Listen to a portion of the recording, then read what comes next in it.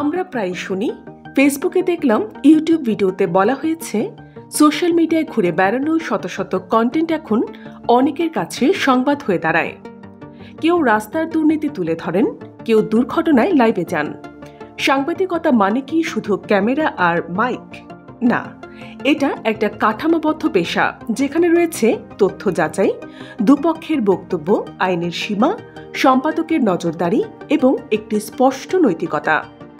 অন্যদিকে একজন content creator হঠাৎ লাইভে গিয়ে আবেগে কিছু বললেন, তা হয়তো মিথ্যা নয়, কিন্তু ভুল হলে কে নেবে দায়?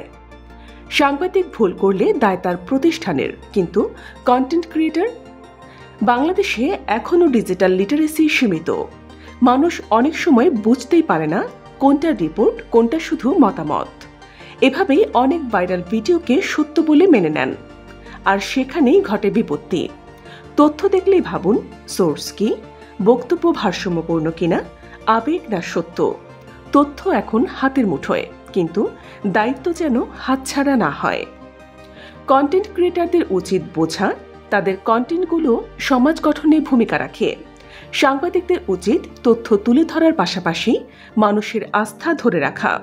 আর দর্শকদের ভাইরাল মানেই সত্য, এই ধারণা থেকে বেরিয়ে এসে প্রশ্ন করতে শিখতে হবে। আপনার মতে কি, তথ্যের দায় কাদের বেশি, সাংবাদিকদের না কন্টেন্ট ক্রিয়েটরদের? কমেন্টে জানিয়ে দিন। আর যদি ভিডিও ভালো লাগে, তথ্য চিন্তায় সাহায্য করে, তাহলে শেয়ার করুন, সাবস্ক্রাইব করুন, পাশে থাকুন। কারণ সত্যের সঙ্গে থাকা মানেই সচেতন থাকা। BGN TV 24, সংবাদ যেখানে, বিশ্বস্ততা সেখানে।